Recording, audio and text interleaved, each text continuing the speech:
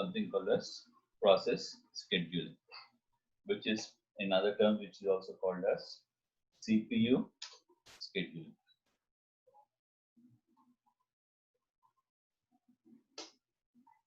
Okay, this is the topic that we are going to see for today. Okay, clear, visible, everybody? Yes, sir. Sir, Yeah. Tell me, ma. Sir, could you increase the font size, please? Yeah. So here, first thing is we are going to see something called as overview. Overview. Now is this clear, ma? Font, or should you want to increase? No, sir. You want me to increase more? it's okay, sir. Visible? Yes. sir. Okay. First thing that we are going to see is overview. Overview of CPU scheduling or process scheduling. Then we have scheduling algorithms.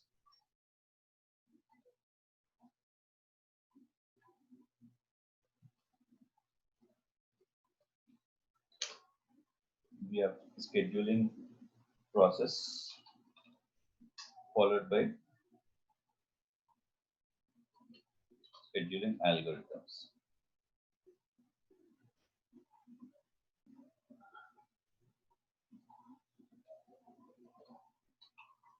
Okay, so these are the topics that we are going to see. Okay, the chapter name is CPU scheduling. Okay, the chapter that we are going to see is a CPU scheduling. This is a chapter name that we are going to see.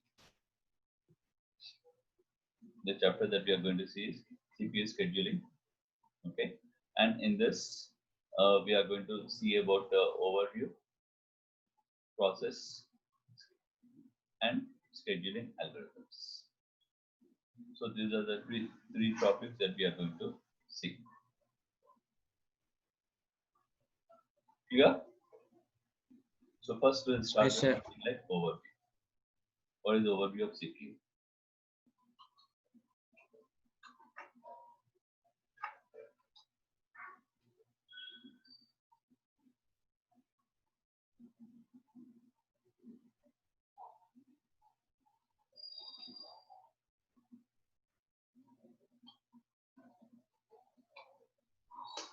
Okay.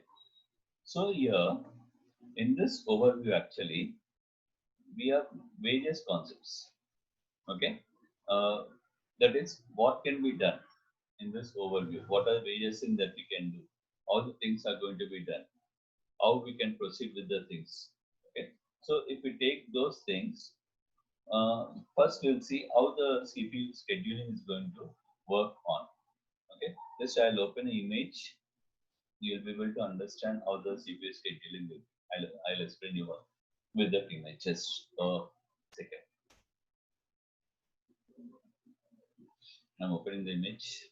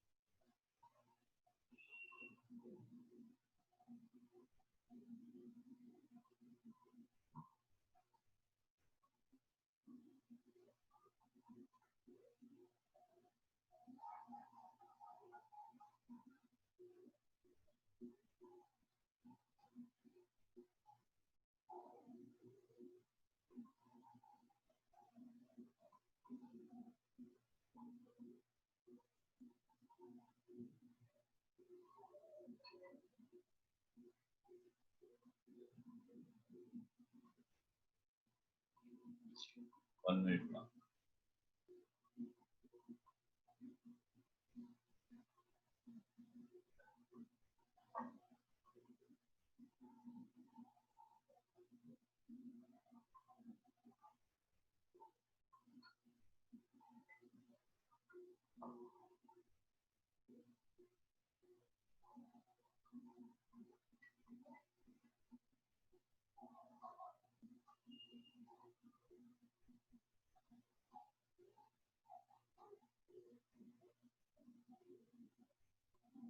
Fine, okay.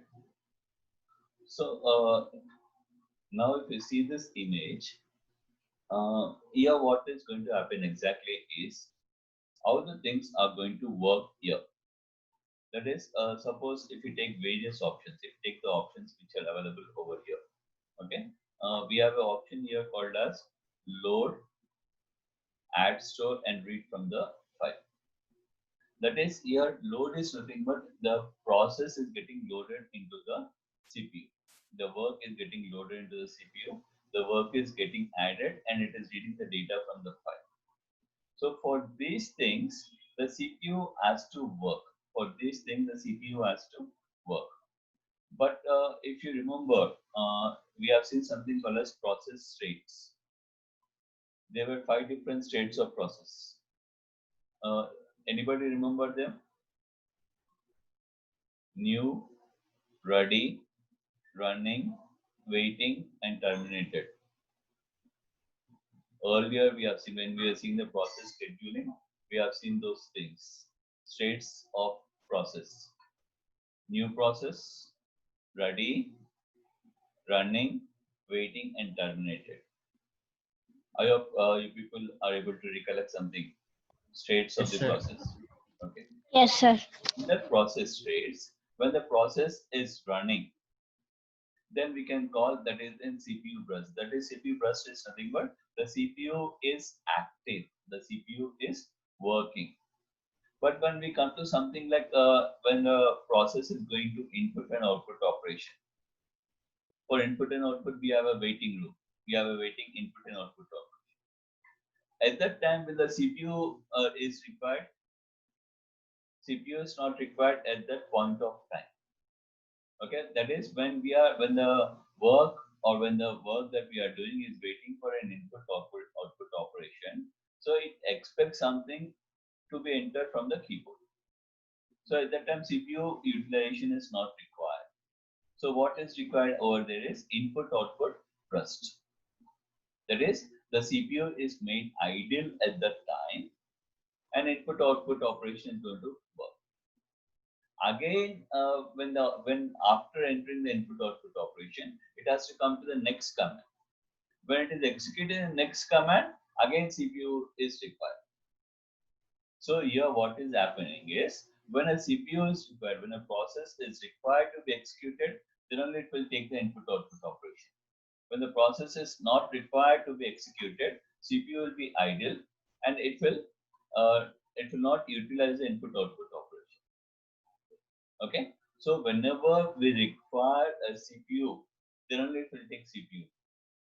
When the CPU is not required, the CPU will be in idle position and input output operation will take over. So like this, when the program or when anything has to be executed, CPU will be executed. When input output operation, it will go to when input output operation. At that time, the CPU will be idle and input output burst is going to execute. So like this, the things are going to execute. Like this, the things are going to execute one after other. Okay. When input output is required, it will take input. When CPU burst is required, it will take CPU burst. So depending on the things, it will work accordingly. So here, the points to be remembered. The points to be remembered here are CPU has to be utilized for maximum extent. Okay, that is suppose here one process is working. One process is working in a CPU, and that process goes to the input output operation. At that time, what happens? CPU is idle, and input output operation is going to be expected. At that time, CPU is idle. So don't make the CPU idle. At that time, take other process to be executed. Take process. Suppose let us say I'm having a few processes. Let us say I'm having something like a process one, process two, process three. Let us assume that I'm having three processes. I can have any number of processes. So out of these three processes, suppose process one, P1 is executing in an input-output row. P1 is executing in a input-output row. Then process P2 is in CPU burst. When process P2 is in CPU burst and process P1 is input, and P1 will go to the waiting room. Then when P2 is getting executed, at one point of time, P2 also has to go to input-output burst. At one point of time, P2 also has to go to input-output burst. There what happens? CPU is idle. CPU is idle. So P3 can take the CPU burst. So we must not, here the thing is, the CPU must not be kept idle. If a process is sent to the input, output or waiting room or any other position, the running block must not be kept idle. Other process must immediately occupy the CPU burst. That is maximum utilization of CPU. That is what we call as maximum utilization of CPU. Okay, and this can be obtained with something called as multi-programming. This can be obtained with something called as multi-programming. I hope everybody is able to follow this. Yes, sir. Okay. Then if we come to the next point, we have something like CPU input output burst is process execution consists of a cycle of CPU. That is when it is going to execute in a cyclic order. If you have remembered the process state also, from new it will go to ready, from ready to running, running to waiting, waiting to run, ready. So it will be moving the process cyclic order. Once it has completed, then it will go to terminated. So the CPU input output is going to execute in a cyclic order. And CPU burst must be followed by input output burst. Okay, it has to follow CPU burst followed by input output followed by CPU. So like this, it continues on. For how many process we have, that many process it will continue. It will go on executing the things. And CPU burst is distributing the work to all the things. So this is how the CPU is going to work. Clear? Followed this? Everybody? Yes, sir. Okay. Yes, sir. Now here, when we come back to the things, so this is how the CPU is going to be. So when we come to something like CPU scheduling, the main thing that we have to remember, the main concept that we have to remember is it has to utilize the CPU to the maximum extent. It has to utilize the CPU scheduling is nothing but the concept of CPU scheduling is nothing but CPU has to be utilized for the maximum extent, maximum utilization of CPU has to be done. It must not be kept idle. There is a main concept of CPU scheduling. Clear? I hope everybody have followed this. Sir. Yeah. Yes, sir. All are able to follow this, ma? Yes, sir. Okay, fine. So here, when we come to the CPU, okay, when we come to something like CPU scheduling,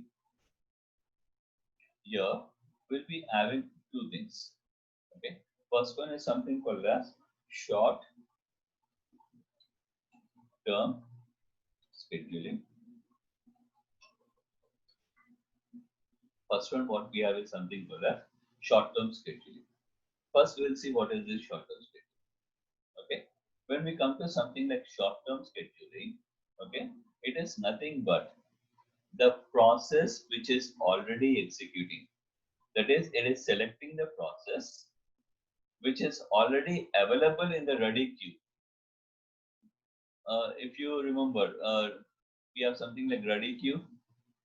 Ready queue is nothing but the process will be going from ready queue to the running state. So if the running is empty, immediately from the ready queue, the process will be moving from ready to running state. So that moving of the process from ready to running is what we call as short-term scheduling. And one more concept over here, one more alternate term here given to this is dispatch. Dispatcher. Dispatcher is nothing but sending from ready to running state. Sending from ready to running state. So if we take the things exactly how this is going to be is short-term scheduling is nothing but selecting from among the process in the ready queue and allocate them to CPU and allocate the process to CPU. That is what is called as ready queue. And this queue can be in order. It can be in the order of execution. Okay. So here short-term scheduling is nothing but whatever the process which is readily available to be executed, it will be taken into the concept. Otherwise, it will not take into the concept. Okay. Then after this, we have one more important concept.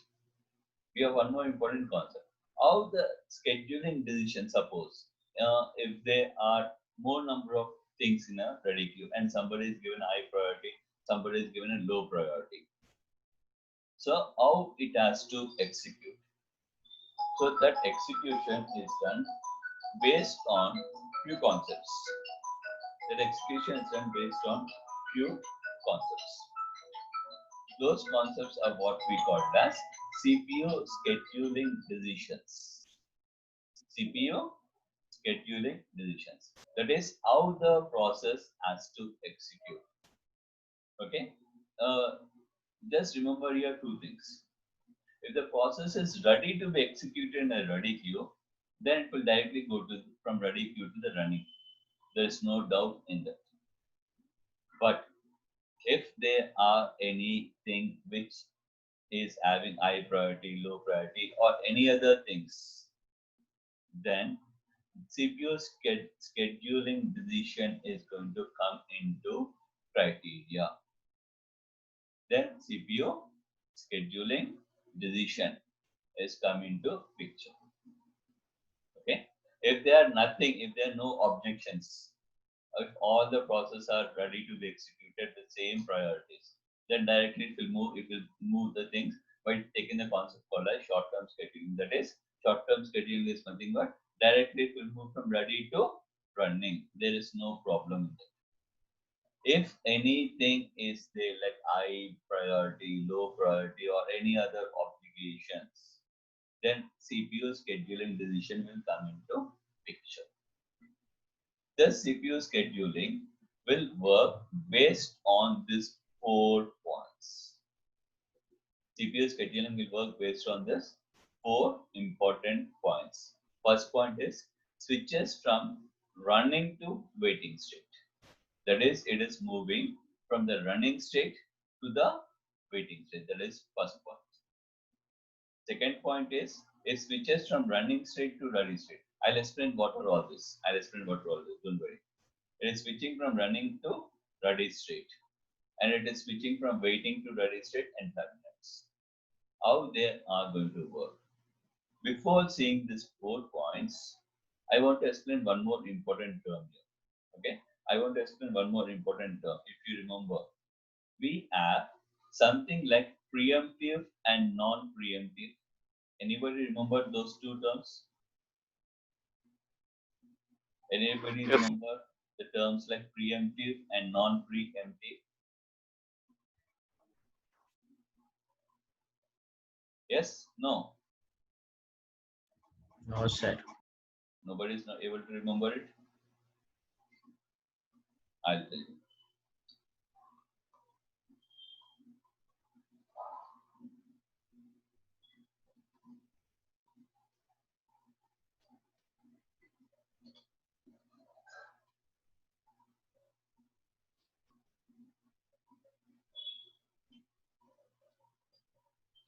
Nobody is able to remember these two terms, preemptive and non-preemptive.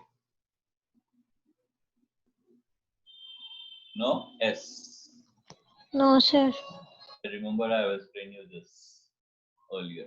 Okay, don't worry, I'll explain you this first. If you come to the word preemptive or non-preemptive, preemptive means it is making itself empty. It is making itself empty. So here what is happening is, if you remember, I have explained some concept like Dadagiri. If a process comes into the things, it will not leave the execution until it completes the work. If a process is in running position, it will not leave the place until it has completed its execution. Once it has completed only, it will leave the running state. That is simple thing I can tell you is, if a person is sitting on a chair, he will not leave the chair until his work is completed. Until his work is completed, he will not leave the chair. Okay. Once his work is completed, then only he will leave and move out of the room. Then next one is one first person will sit, then second person will sit, then after him third person will sit, fourth person will sit, then after fourth person again first person will occupy the chair. It will be moving in a cyclic order. That is what is called as preemptive and non-preemptive. Able to recollect something now? Able to recollect the things, what is preemptive and non-preemptive? Still not recollecting back? Yes, ma'am? Okay, I'll just give you some information over here. Non-preemptive means until it completes the task. Until it completes the task, it will not empty the chair. That is non-preemptive. Until it completes its work. Till the work is completed, it will not leave the things. It will not leave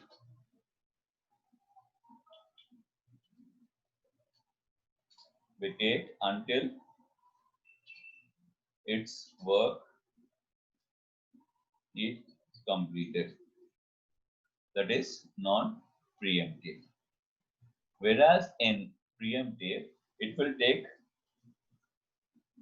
turns. In between. First process, second process, third process, fourth. After fourth, again first process, second, third, fourth. Like that, it is going to take the turns. So those are the, already I've given these two terms, preemptive and non-preemptive. So here, if we take the first process, if we take the first point and fourth point, we take the first point and fourth point, these two things combinedly are called as non-preemptive. These two things are combinedly called as non-preemptive. And if we take second point and third point, we take second point and third point, these two things are combinedly called as preemptive. Okay, so if you see the definition, it is switching from running to the waiting state. That is, it is doing its work. It is doing its work and moving to the waiting stage. It is not leaving the things. That is what is non-preemptive. Then fourth one is, it is completing the complete work and getting terminated. So it also comes under non-preemptive. Yeah. Whereas if you take second and third point, switching from running state to ready state. That is, it is moving around in a cyclic order from running to ready state. It's moving. or if you take the third point, switching from waiting room to the ready state. That is, it is moving in an order. First process, second process, third process. Then those two comes under something called as preemptive. Clear? So this is how the scheduling is going to work. I hope everybody followed this. Yes, Yes, sir. sir. Okay. So this what is overview what we have. Clear? Then tomorrow I'll explain you what is dispatcher and what are various criteria that we are going to have in the